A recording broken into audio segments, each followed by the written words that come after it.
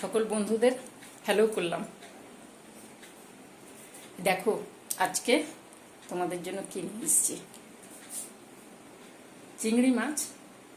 চিংড়ি মাছেরই পদ এটা। চিংড়ি মাছকে কি করেছি বলো তো, ওই নুন, হলুদ আর লেবুর রস এই দিয়ে আর গোলমরিচের গুঁড়ো এই দিয়ে ম্যারিনেট করে রেখে দিয়েছিলাম আধ ঘন্টা। তারপরে ওটাকে বের করে একটু নর্মাল ইয়েতে ফ্রিজের মধ্যে রেখেছিলাম, নর্মাল ইয়েতে নিয়ে এসে তারপরে ওতে কর্নফ্লাওয়ার দিয়েছি, কর্নফ্লাওয়ার জল আর হাফ চামচ, আমার চিংড়ি মাছ অনুপাতে আমি হাফ চামচ দিয়েছি, আর চিলি সস, সোয়া সস এই দুটো দিয়েছি, অল্প চিনি দিয়েছি, আর নামানোর আগে ভিনিগার দিয়েছি আর ধনে পাতা দিয়ে। এই দেখো দারুণ হয়, চট করে হয়। ক্যাপসিকাম আর পেঁয়াজ দিয়ে করেছি, টমেটো সস দিয়েছি বলে টমেটো দিয়ে নিই। ঠিক আছে, তোমরা করে খেও, আর নামানোর আগে গরম মশলা দেবে। টাটা।